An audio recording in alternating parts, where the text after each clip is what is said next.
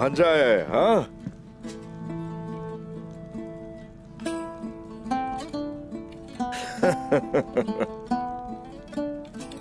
आ जाओ मेरे पास मेरा बेटा, आ जाओ आ जाओ आ जाओ आ जाओ। आई हेल्प, बहुत ही दिलेर सिपाही बनोगे तुम, माशाल्लाह माशाल्लाह मेरा बहादुर भांजा।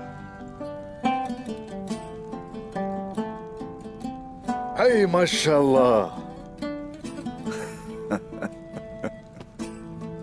इंतहाई बहादुर होगा, बड़ा होगा। अगर ये सही से सोएगा तो जल्दी बड़ा होगा।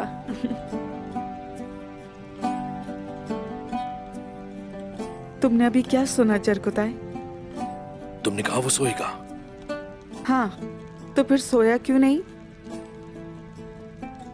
उसे नींद नहीं आई, पागल लड़की। वो बेचैन था, अपनी माँ को पुकारता रहा।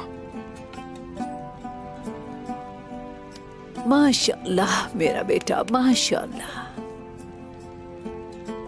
तुम सिर्फ अपनी माँ को पुकारते रहते हो। हाँ खाई,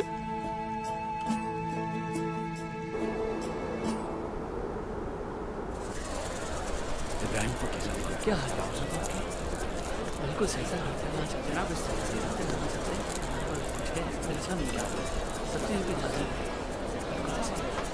सोना इनके किसी काम का नहीं, गुर्बत का इन पर कोई असर नहीं पड़ता। तो फिर हमने क्यों छोड़ दिया उसे? बारकन, हमने दिखावे के लिए सोना दे दिया है, लेकिन यह दिखावा एक सरदार का दिखावा था जो किसी मकसद के लिए था। ये दिखाने के लिए कि तुम वो सरदार बनोगे जो मगरूर नहीं हो जाएगा। तुम उनसे एक वादा करोगे बारकन, तुम उनको एक ख्वाब दोगे और वो सब के सब उस ख्वाब में उलझे रहेंगे। ये लोग अमन और सुकून पसंद करते हैं, ये इत्तेहाद और माश पसंद करते हैं, लेकिन ये जानते हैं कि ये सब दुश्मनों और जालिमों को तबाह करने पर मुनसिर होता है। इसी वजह से बारकन, तुम सबको अपने काबू में रखोगे। काबू में? छापा मारना हमारी कमजोरी है। तुम उनकी कमजोरी देखकर उन पर हमला करोगे।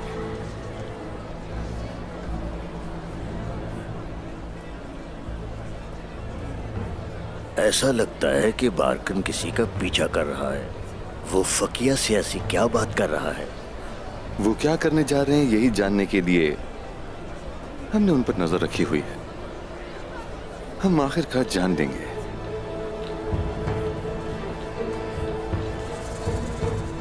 सिपाहियों, ये वो रास्ता है जो इन्हिसार की तरफ जाता है, मगर इन दीवारों के पीछे सिर्फ इन्हिसार नहीं है। इन दीवारों के पीछे इना गोल है। कल तक तो हमारे दुश्मन गिहातुर और वजीर आलम शाह थे, और आज हमारे सामने और बदतरीन दुश्मन है। ये तो वाज़ेह है, जब तक इस सरजमीन पर हमारी रियासत कायम नहीं हो जाती, वो हमारे मकसद को रोकने की कोशिश करते रहेंगे। लेकिन अब ये जो वक्त है, ये सिर्फ फतुहात का वक्त है। अल्लाहु अकबर, अल्लाहु अकबर, अल्लाहु अकबर।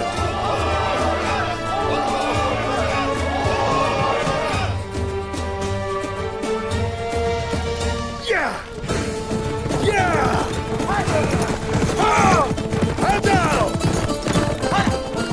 आ जाओ।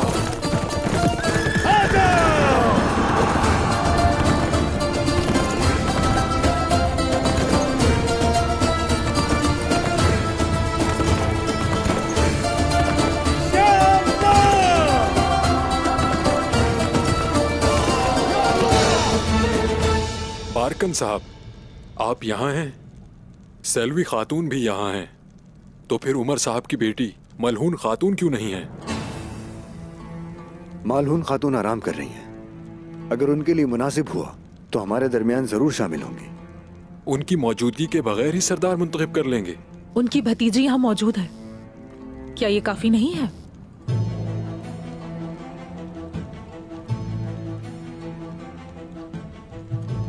अभी दोनों कबीलों के लिए खुद को जिम्मेदारी के लिए चुना है। जहां तक मुझे लगता है कि कोई भी सरदार बनने के लिए खड़ा नहीं है। इस वजह से हम लोग यहां पर सिर्फ इसी फैसले के लिए जमा है। आपका ऐसा सोचना गलत है। इससे ज्यादा भी अहम मामलात हैं और आपका एक मध्य मुकाबिल भी है। बोले, वो कौन है? वो उस्मान साहब है और मलहून खातून उस्मान साहब की ज़ौजा है। उमर साहब के अहकामात वाज़ेह हैं हम पे।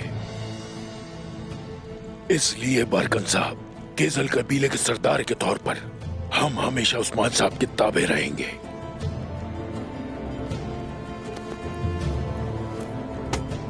ये रहा आपका सोना। चलो। हसन साहब,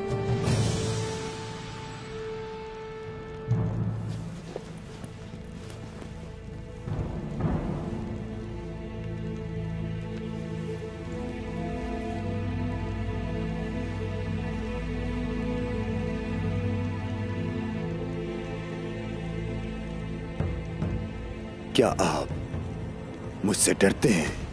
मैं नहीं डरता बारकन साहब। ठीक है, ठीक है, लेकिन तुम उस्मान साहब से डरते हो। तुम उसके खिलाफ होने से डरते हो। अपने कबीले की भलाई का ख्याल रखने वाला दूसरे कबीले के ताबे कैसे हो सकता है? मैं कबीले की भलाई के लिए अपने घोड़ों पर सवार होकर सरहदों तक पहुंचा। मैं रास्ते में लड़ाइयों में शामिल हुआ। मेरे सिपाही शहीद हुए। हसन साहब, मैंने वो सिक्के इसलिए नहीं दिए कि आप उन्हें रद्द कर दें। वो सिक्के मैंने तुम्हारे कबीले के गरीब लोगों को दे दिए हैं। सिक्कों का मुस्तरद करना जाहिर करता है कि आप लोगों के बारे में नहीं सोचते। अब मैं आपसे पूछता हूं कि सरदारान,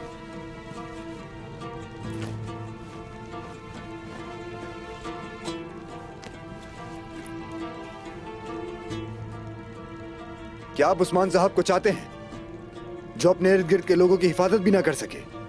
आपके सरदार होने के तौर पर और कबीले की सलामती के लिए मैं खुद को इस जिम्मेदारी के लिए पेश करता हूं।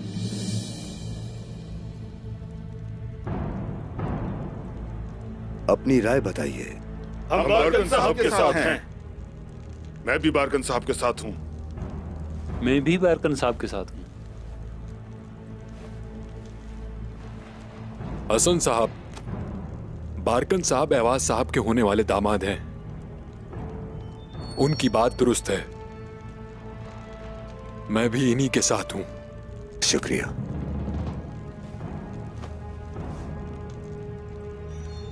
मैं भी बारकन साहब के हक में हूं।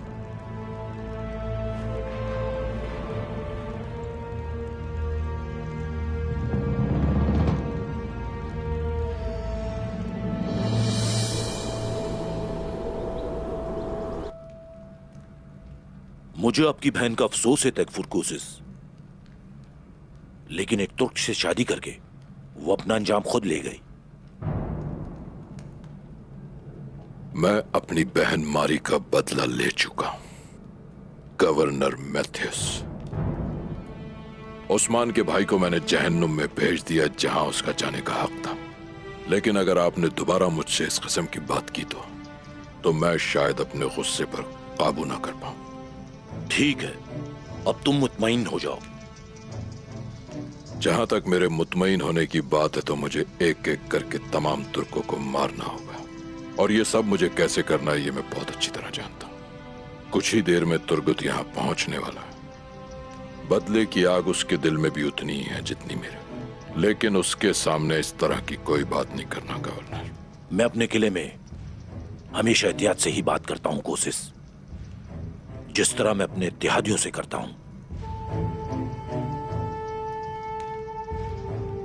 वैसे इतने सारे सिपाहियों का इंतजाम कुछ गैर जरूरी नहीं है गवर्नर।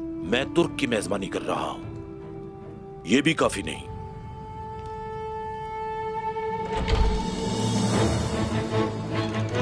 जनाब वो आ गए हैं।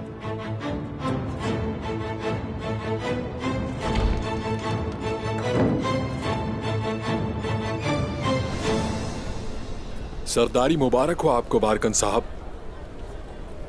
हमारा रास्ता हक का है, हम अच्छे काम करेंगे इंशाल्लाह। इंशाल्लाह इंशाल्लाह जल्द ही दावत करेंगे।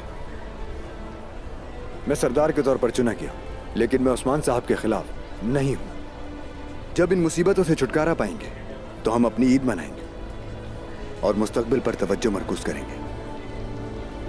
बहुत शुक्रिया।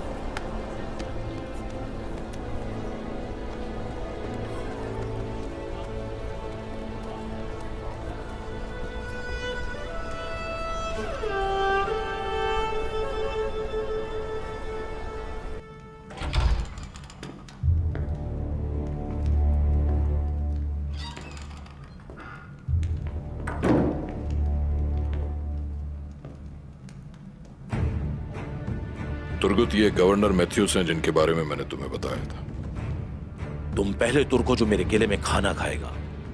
बहुत से तुर्क आपके महल में खाना खाएंगे इंशाल्लाह। दोस्ती के लिए आएंगे और जाएंगे। क्या ये भी हमारे साथ मेज पर बैठेगा? ये मेरा भाई है, यकीनन साथ खड़ा रहेगा। बिल्कुल, हाँ। लेकिन उस सूरत में जब ये आपके लिए ठीक हो। जब तक ये मुझसे दूर रहेंगे तब तक मुझे कोई मसला नहीं। चले आए, तशरीफ रखें।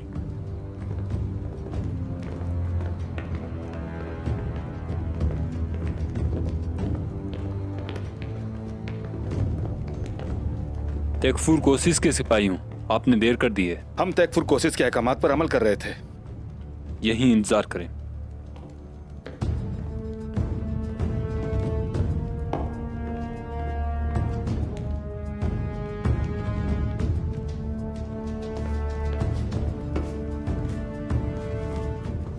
पता नहीं निकोला अभी तक क्यों नहीं पहुंचा।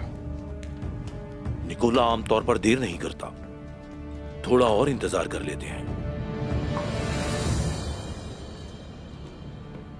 जिस मदद का हम शहंशाह की तरफ से इंतजार कर रहे हैं वो इसी रास्ते से आ रही है। आर्गोस, तो वो उनसे रास्ते में मिलने गए थे? जी जनाब, हमारे सिपाही उसकी हिफाजत कर रहे हैं। जबरदस्त। ठीक है आर्गोस, इस सब के बाद हमारा कला मजबूत होगा। लेकिन सबसे अहम बात यह है कि हमारे पास जो खुराक है वो सालों चल सकती है। लेकिन क्या ये काफी है? नहीं। बेहतरीन दिफा सिर्फ हमले से होता है। हमारा हदफ क्या है जनाब?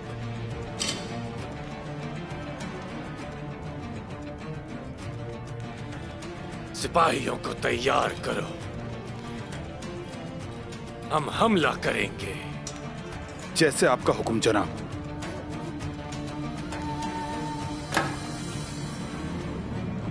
क्या गवाहान इस बात की तस्दीक करते हैं? करते हैं। करते हैं। अल्लाह आपके इत्तेहाद को सलामत रखे।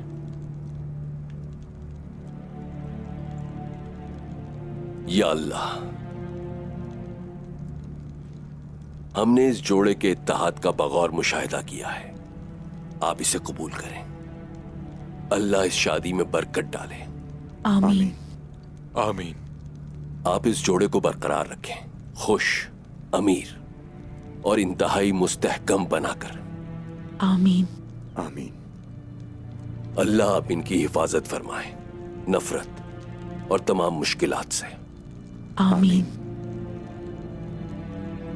आमीन।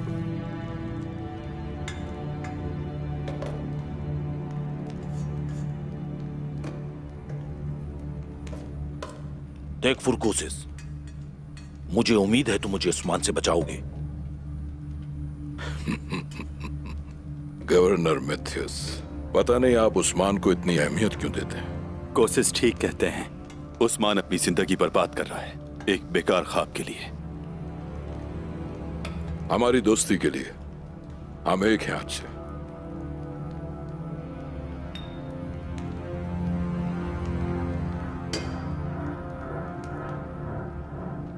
अगर हम दोस्त हैं तो मैं आपको एक मशवरा दूंगा। दुश्मन को शिकस्त देना चाहते हैं तो आपको उन्हें अच्छी तरह जानना चाहिए। क्या तुम मुझे बताओगे उस्मान के बातिल ख्वाबों के बारे में? बिल्कुल। उस्मान साहब दुनिया भर के मजलूमों की मदद करना चाहते हैं और तमाम जालिमों को मारना चाहते हैं। इसलिए वो पूरी दुनिया पर राज करना चाहते हैं। कैसा अजीब ख्वाब है।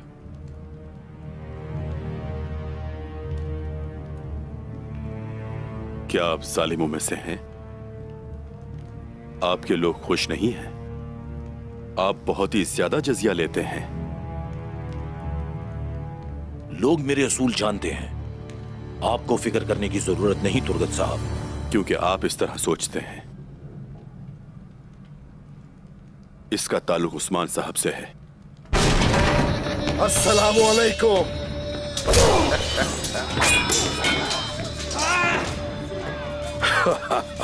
ये हुई ना बात। खुददार हो, तुम उस्मान को मेरे किले में लेकर आए। अब मैं क्या करूं जब तुम ही ना समझो मैथ्यूस। हमने ये सुना है मैथ्यूस, जुल्म कर रहे हो तुम यहां।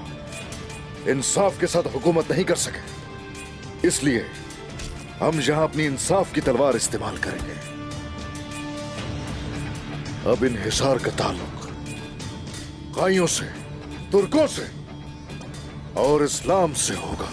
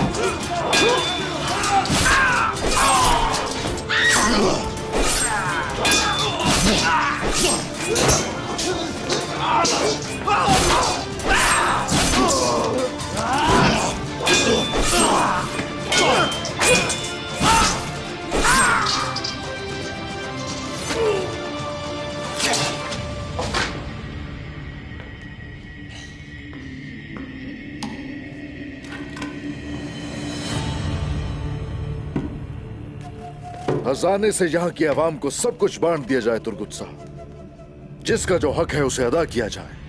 उन्हें बताइए कि वही कले के सही हकदार हैं। अब इनके साथ अच्छा सलूक किया जाएगा। शुक्रिया उस्मान साहब।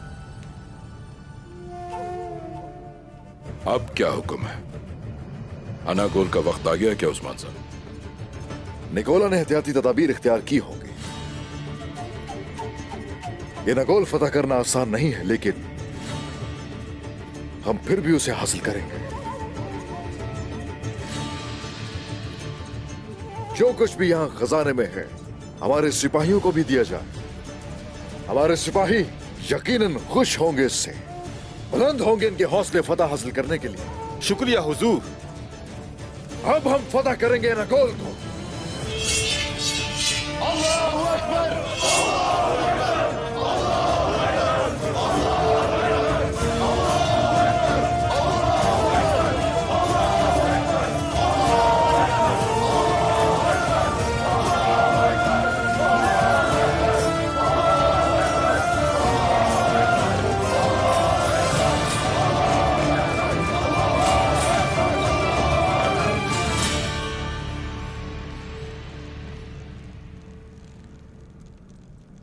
करयाक अपना काम कर रहा है बेटा। अल्लाह ने चाहा तो जल्द अपने पैरों पर खड़ी हो जाओगी। मैं आपकी मशकूर हूं। मेरी जिंदगी आपकी मकरूज है।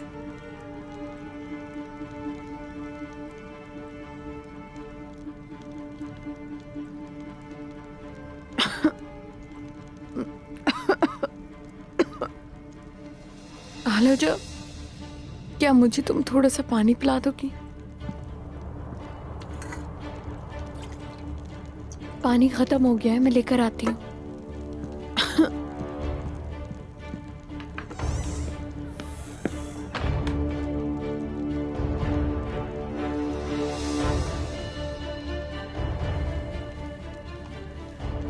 मेरी सबसे बहादुर कॉर्नेलिया, तुम ठीक तो हो ना? आपका शुक्रिया।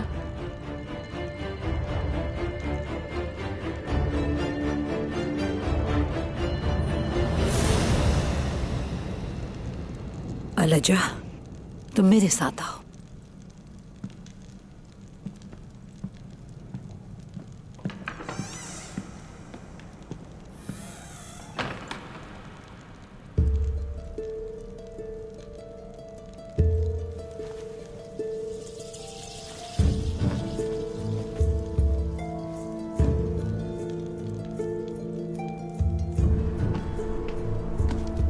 मेरी बात गौर से सुनो।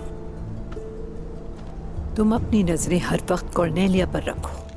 अगर तुम्हें कुछ भी गलत महसूस हो तो मुझे बताना। सब खैरियत तो है? बात कुछ ऐसी है, मुझे यकीन नहीं है कि ज़हरा ऐसा कुछ करेगी।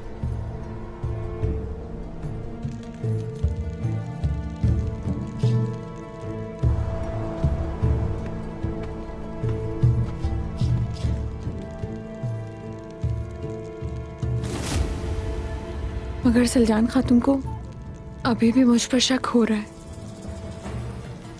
वो खातून बहुत ही चालाक है, हर चीज पर सवाल करती हैं। वो एक मसला बन सकती हैं। तो फिर हम इस बात को यकीनी बनाएंगे कि वो मजीद कोई सवाल न कर सके कॉर्नेलिया।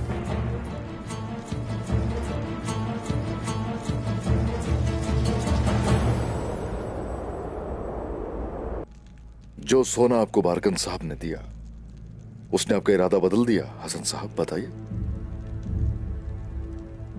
इसीलिए तो आपने उसके हक में फैसला दिया। मैंने ये तब किया जब जेमी साहब ने उनके हक में फैसला सुनाया। मैंने सुना है कि वो मेरे सरदार की पीठ के पीछे बात करता है। आपका क्या कहना है हसन साहब? नहीं, ये सच नहीं है मलूम खातून। उस्मान साहब, बारकन साहब आपका एहतराम करते हैं। हाल ही में हुए वाकयात की वजह से उन पर असर पड़ा है वाज़े तौर पर। हुजूर, हसन साहब बहुत शाइस्तगी से बात कर रहे हैं। ये पूरा सच कहने से गुरेज कर रहे हैं। ये वाज़ेह तौर पर वो कह नहीं पा रहे जो हमारी आंखों ने देखा है। हर किसी के साथ वही सुलूक होता है जिसका वो मुस्तहिक होता है। हसन साहब, जब आपने उसके हक में फैसला दिया है तो नताइज का सामना तो करना ही पड़ेगा। खैर, आप जा सकते हैं।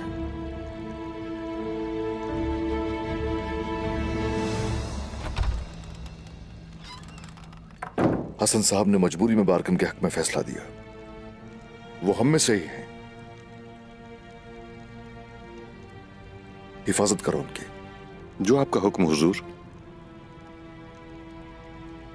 वजह कोई भी हो, वो साथ नहीं देगा आपका। उसने बारकन के हक में फैसला दिया। आप ये कैसे जानते हैं उस्मान? वो चाहते हैं कि फितना पैदा ना हो। हमें बताते हुए वो बहुत शाइस्ता थे। उन्हें तो खुद शर्मिंदगी है इस बात पे, इसीलिए मलहून। आप लोग उनके साथ खड़े हो। बारकन तो पहले ही उनके खिलाफ है। जैसा आप चाहें हुजूर।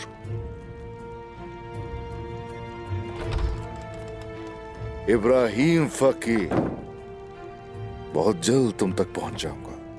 बताओ मुझे, इब्राहिम किसके साथ था? हुजूर, वो बारकन से बहुत गुस्से में बात कर रहा था। मैंने उन्हें एक साथ जाते हुए देखा। और कौन शरीक था उनकी शादी में वहां ज्यादा लोग नहीं थे हुजूर। कबीले से निकलते ही कहां गया और क्या किया? वैसे तो मुझे कोई शक नहीं हुआ हुजूर, लेकिन इनागोल के करीब पहुंचते ही मैंने उसे खो दिया।